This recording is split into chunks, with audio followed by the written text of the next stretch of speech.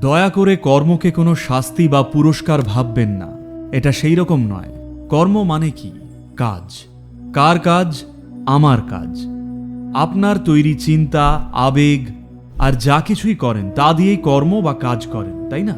শুধু এই যে যা কিছুতেই নিজের মন, আবেগ, শরীরকে ছোঁয়ান সেটারই কিছুটা সঙ্গে রয়ে যায়। কাজের কিছু অবশিষ্টাংশ ছাপ সঙ্গে থেকে যাচ্ছে। গতকাল যা ভেবেছিলেন সেটা কি আপনার স্মৃতিতে আছে? সেটা কি আপনার আজকের চিন্তা ও কাজকে প্রভাবিত করছে না? গতকাল যে আবেগ অনুভব করেছিলেন সেটা কি আজ স্মৃতিতে নেই? স্মৃতির অনেক স্তর রয়েছে। স্মৃতি আছে আপনার শরীরে, রসায়নে, আপনার শক্তিতে। স্মৃতির জন্য আপনার মধ্যে অনেকগুলো ব্যাকআপ সিস্টেম রয়েছে।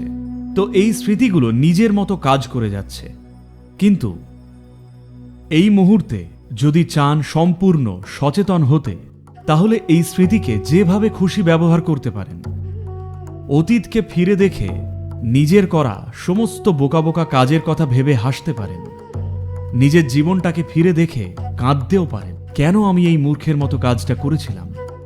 অথবা অতীতকে স্মরণ করে শিখতে পারেন, আচ্ছা গতকাল এই ভুলগুলো করেছিলাম, আজ কি কি ঠিক করতে পারি আমি। একই কর্ম, গতকালের কর্ম বা কাজটা একই থাকছে, কিন্তু এই মুহূর্তের কর্মটা আলাদা হতে পারে। নির্ভর করছে এই মুহূর্তে কত সচেতনভাবে কাজটা করছেন তার উপর। এই মুহূর্তের কর্মটা মধুর বা তিক্ত দুটোই হতে পারে।